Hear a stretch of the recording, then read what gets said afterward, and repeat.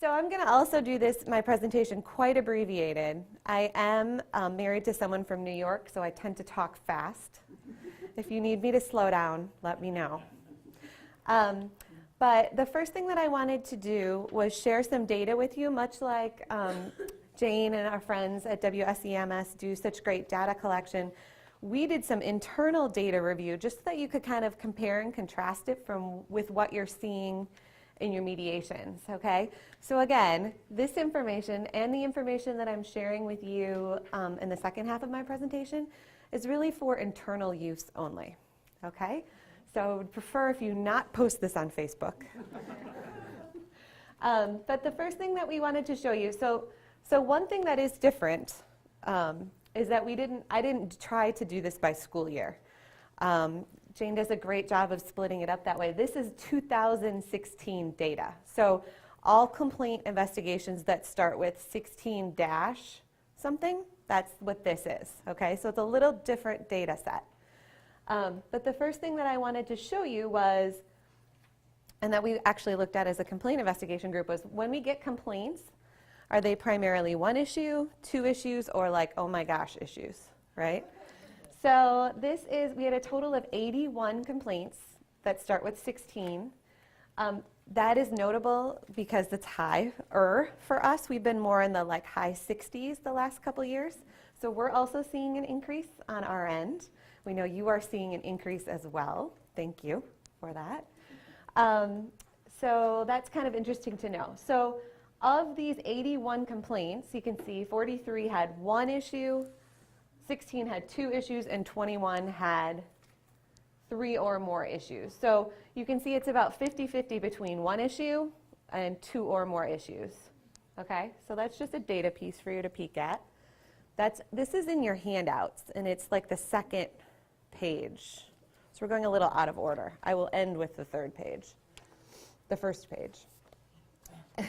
Yeah, not to confuse you.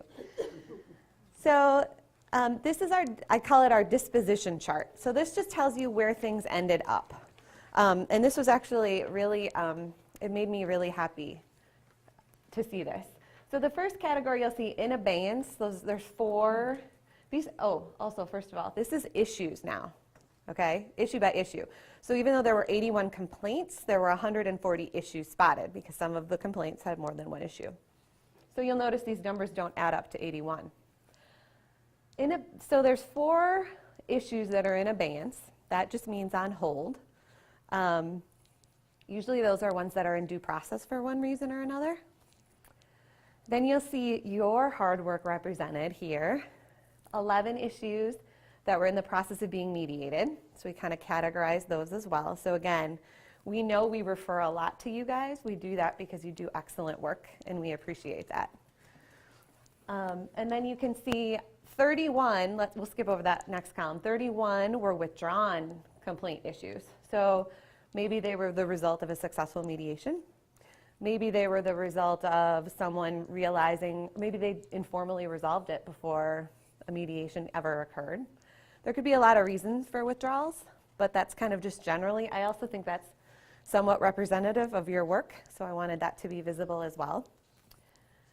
And then those two issues, this is what made me most excited. You can see we found no violation in 42 of those issues and violation in 52. So sometimes people wonder, where does DPI come out? Are they biased? Are they not biased? I feel like this is a really, really good visual representation of how the fact that we come down really like 50-50, really, really close. And so you can see we found a violation in about half of the issues that we actually investigated and about a not a violation in about half. So you can see it goes both ways. Something I really try to, and I do investigate complaints as well, something I really try to emphasize with districts when I'm talking to district staff is that I was the third grade teacher before I came to DPI or before I went to law school. And if you looked at my IEPs that I was a part of, there were violations in my IEPs. Perfection is not necessarily a reasonable or realistic goal.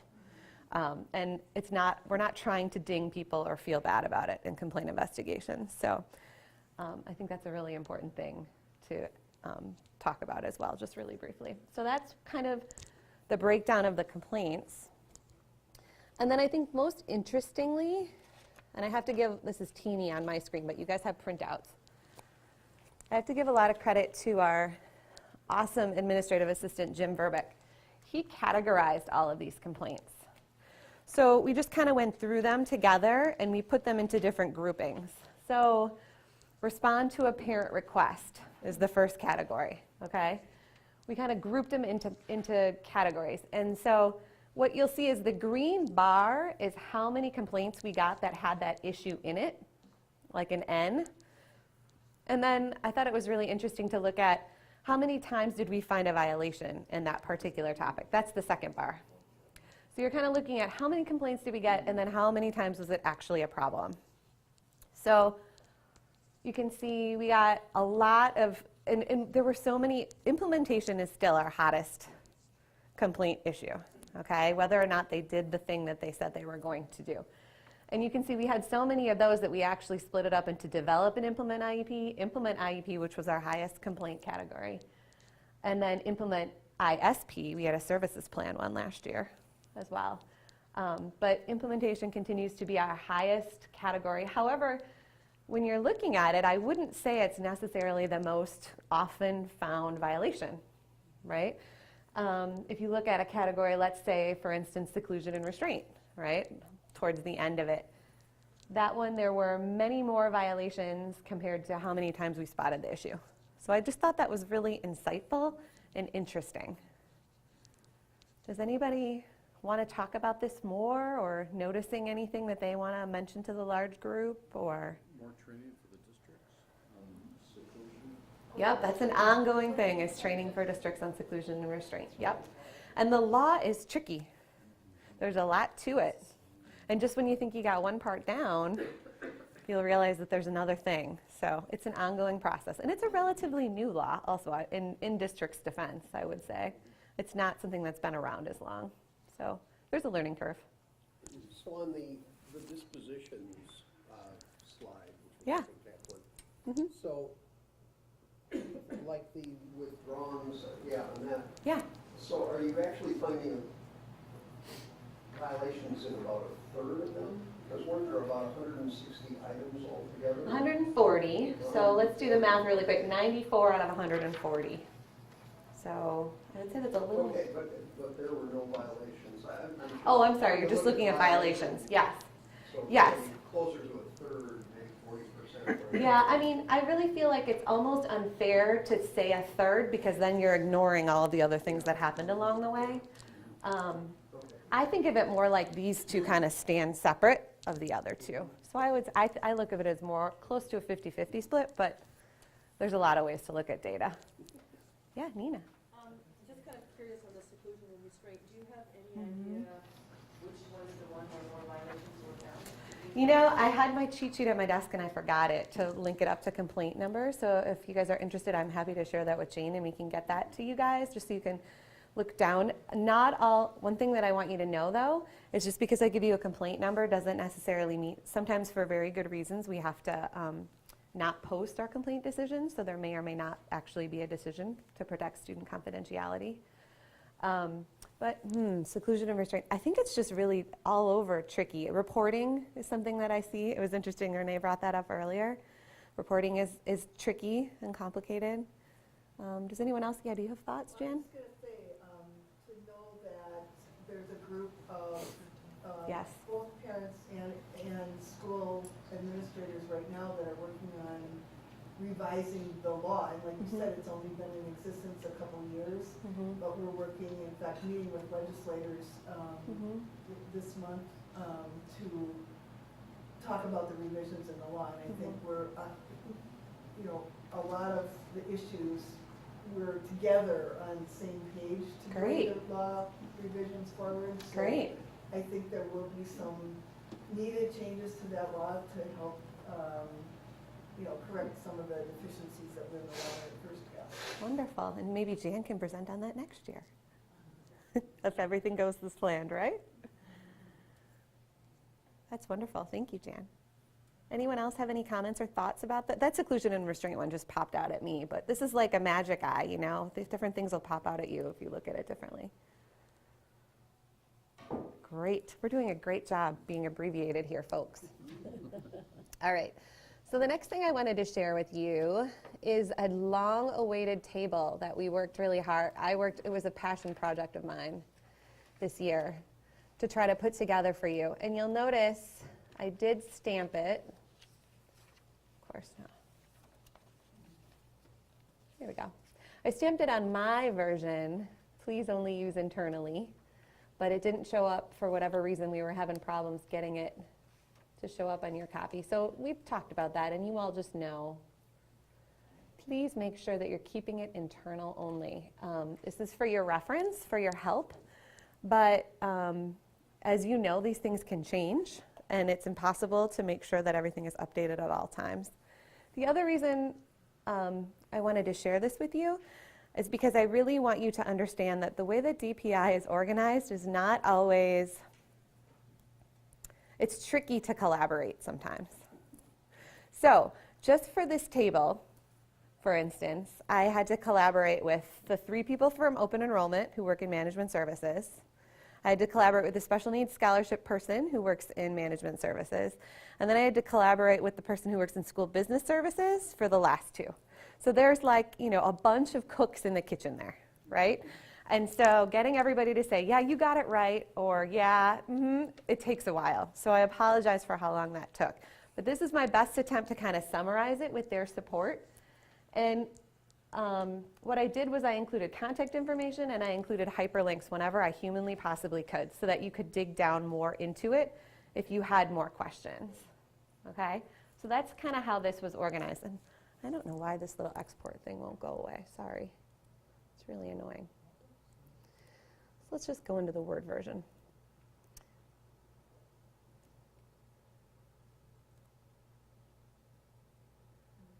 Of course, the Wi-Fi is going to be slow now.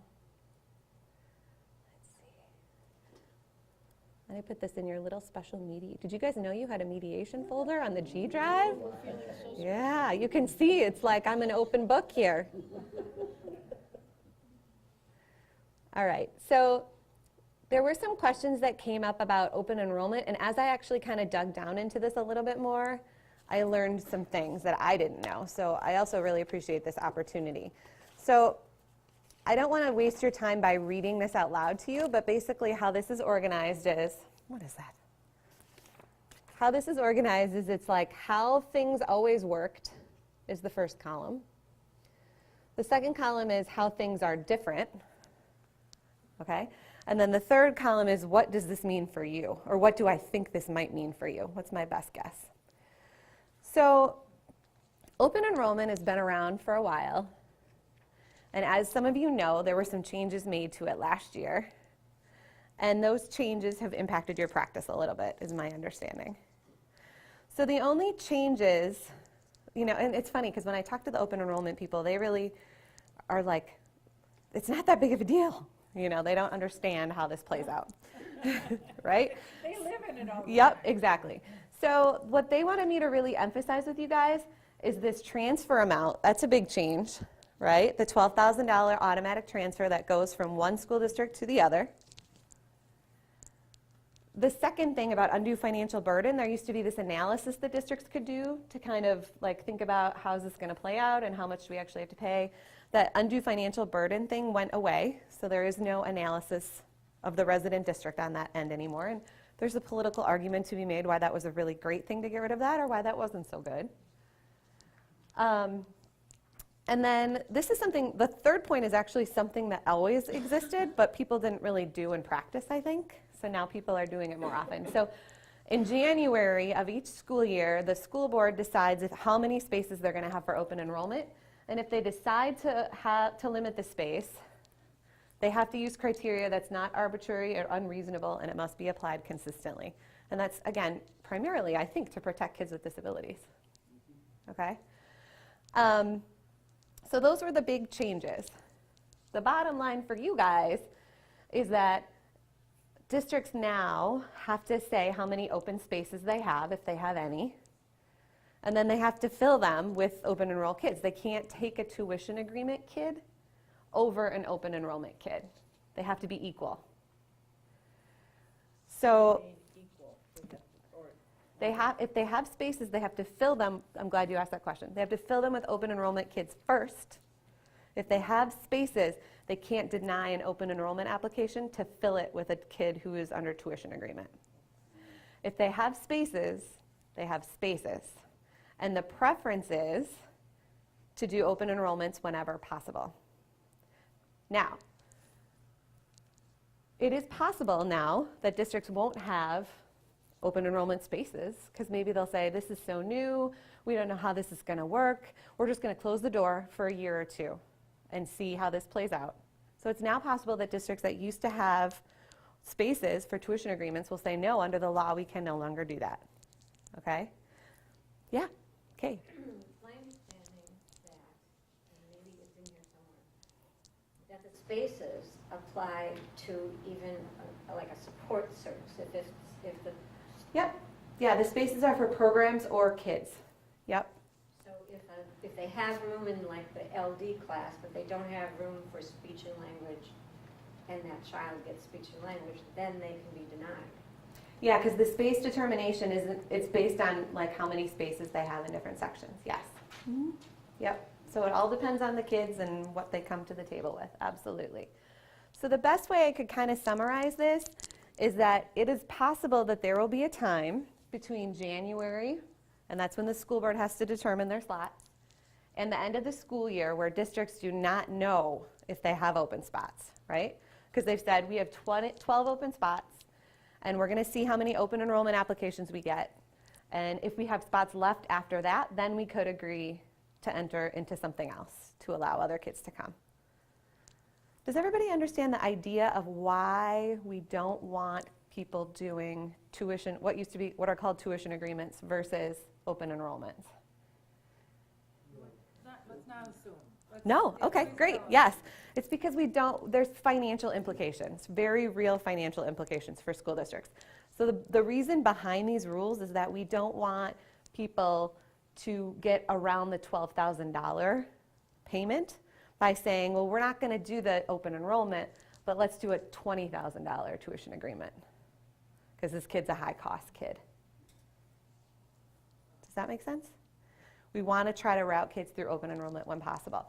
Now, something really important for you guys to know about open enrollment is, yes, there is an open enrollment window, right? It's February to April. However, did you guys know that there's also an open, what's the word for it? I don't even know this. Alternative application procedure year-round. So open enrollments can happen year-round. And there's a bunch of different criteria. There's information if you click on this hyperlink for why those reasons are. But the one that I think you guys would see most often and might apply to mediations is when the parent, the resident district, and the open enrollment district agree, right, that it's in the best interest of the child to make this change. Which is really all three of them, yes. Now, it makes a lot of sense because, and that's really not that different than the law before, regular open enrollment, right? It's kind of analogous. But that's really important to know because, yes, there is a February to April enrollment period, but if you have a mediation that's happening in the summer or in the fall, and everybody agrees in the district, you know, you've had conversations with the non-resident district and they're willing to do it, you can do it under that provision if there's space. Again, there has to be space. If there's no space, there's no space. Still based on the 12,000. Yep. Yep. And then DPI would make that transfer for the districts. They don't have to worry about it. So that's a really important thing for you guys to know and just kind of be aware of, is that open enrollment can happen anytime. Do you guys have any questions about open enrollment before I move on to special needs scholarship? Does that mean that there's no longer such a thing as tuition paid? In open enrollment, there are tuition paid pupils, we'll get to that. Okay. But it's not what you would think, which I discovered during this research project. Any other questions about open enrollment before we move on? This is like my favorite topic in the world. Just kidding. All right. So special needs scholarships. I really didn't give you very much on that, and there isn't much in your table because it didn't exist. This is a new thing. Okay? It didn't exist before the 2016-17 school year. Basically, what it means is a child with a disability who meets certain requirements can go to a private school with a voucher. Okay? And that was a political fight that happened, or didn't happen. But I don't think it'll, yes? When you say a special school, not just a private school, but it has to be a private Oh. school specializing? Nope. But I'm so glad you asked that. It doesn't have to be a special ed school. It has to be a private school, but they have to also be an eligible special needs scholarship program school. So DPI has to come up with a list and work with schools. Not every private school is a special needs scholarship program accepting school. Excellent question. So Colleen figures all that out. She's got her list of 20, I think there's 26 this year. Yeah, look at that, 26. And then some kids with disabilities who meet certain criteria might be able to go to those schools and have money paid on their behalf towards that. Again, I don't think this is going to impact your work a lot, in that, this is a parentally placed private school option. So maybe in that it does already, but it's not really something that could be negotiated. The school is or is not a special needs scholarship school. The child does or does not qualify. There's really not a lot of negotiation that would happen in a mediation agreement on this. But it's new, so I wanted you to know about it. Okay? Oh, did someone have a question? Sorry. No, not at all. The third bullet, it says, Yeah. schools are required to implement an IEP or services plan of the student as modified by Yeah. agreement between the private school Yeah. and the student's parent or guardian. It doesn't say anything about the public school there. No, that's because the public school is not involved in it at all. It's when a child goes to a private school, they lose the right to a free, appropriate public education with an IEP. So what this means is, so the legislature heard that argument, right? And so they wrote in this part in order to try to say, well, you're still going to get some stuff. But the parent and the private school get to decide what that stuff is. And by the way, it's not guided by federal law. Yeah, Nissan. Also, the same thing in the open enrollment, when it's Yep. moved to another district, the home district loses any contact with the IEP and it becomes all the responsibility of the district providing. Yeah, the FAPE responsibility goes to that non-resident district. And then weirdly, the law still says that the resident district has to attend the IEP, but we're working on that because we don't think that's a good use of your time if you're not going to be involved. But yes, thank you. Very great point. Anything else about special needs scholarship program? We could talk all day about that if we wanted to, but we won't. Kids are really utilizing that. I don't know that question, but Colleen would. I think it's small, because like I said, there's only 26 possible schools. I didn't get the sense that it was like a ton, there's one person instead of open enrollment, there's 3, so it's manageable for one person. So I don't get the sense that it's crazy high, but I don't know exactly. Sorry. Is there a list of those 26? Yeah, I'm sure on the website there'll be more information of which schools specifically and all that kind of stuff. Yeah. But I am no expert in this. Just the messenger. And then these last ones, and did I put them on 2 separate pages? I did on this one. On one page, good. I think it's better as one page. So there's 2 other things that are out there that you guys probably come across in practice, and that's cooperative agreements and tuition agreements. And those are the last 2 things. You can see they're administered by Carrie Bradley, who's on the school financial services team. So this stuff just is all over the place. The thing that really stuck out to me is when I was talking to people about this and how often this happens and where are they and all that kind of stuff. People always talked about 6603s, which are cooperative agreements. Nobody ever talked about tuition agreements, which you can't, I mean, this was an epiphany for me. I didn't know this. You're not supposed to, under statute, enter into cooperative agreements for individual kids as part of a mediation agreement. That's supposed to be for programs. It's supposed to be like, we don't have the resources in our small district to have a really high quality EBD program. So we're going to enter into an agreement with a neighboring district and they're going to provide our EBD services. And so we're going to have a cooperative agreement as a result. Whereas tuition agreements, so I said for you guys, I don't really think unless it involves providing a whole new program to more than one student as somehow part of your mediation agreement, I don't see that as being a very frequent thing that you come across. Maybe I'm not thinking broadly enough, but where I thought you guys might actually, and probably have more work, is under this tuition agreement stuff. So that's 121.78, not 6603. And this law has not changed at all. But I think because of the open enrollment conversations that are changing and the spaces and all that kind of stuff, there are different considerations that are happening. So again, a non-resident district can't enter into a tuition agreement when the non-resident district has determined there are no open enrollment spaces. And we talked at the beginning of this conversation about what that might look like for you guys. However, after the district makes their, and I really pushed them on this, they didn't want to answer this question, but I kept pushing and pushing and pushing and pushing.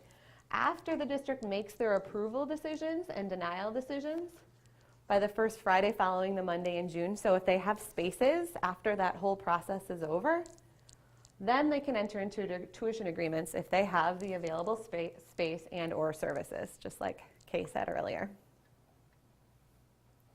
Because there was some fear, I think, of people getting in trouble for doing tuition agreements because of open enrollment. If they're just going to sit empty, that's fine to do in a tuition agreement. Because everyone who requested an open enrollment has been satisfied. Theoretically, yes. Even though there's that year-round thing, that's the tricky thing. That's why I really push them at a time. But yes, yeah. Don't get too into the weeds. It'll just get confusing. No. I have a comment. Yeah, Jane. So on the chart, you'll see under general information for both the cooperative agreements and tuition agreements, that the resident district remains the FAPE agency. That's where we see points of conflict. Yeah. Where the parent is saying that EDD service you contract from another district basically is not providing FAPE. What are you going to do about it? Right. So that's a point of conflict that I think when we see. Yep. Yep, and I would also say that is a reason that open enrollment is sometimes cleaner and easier, right? Because the FAPE agency transfers. Great point, Jane, thank you. Any other questions?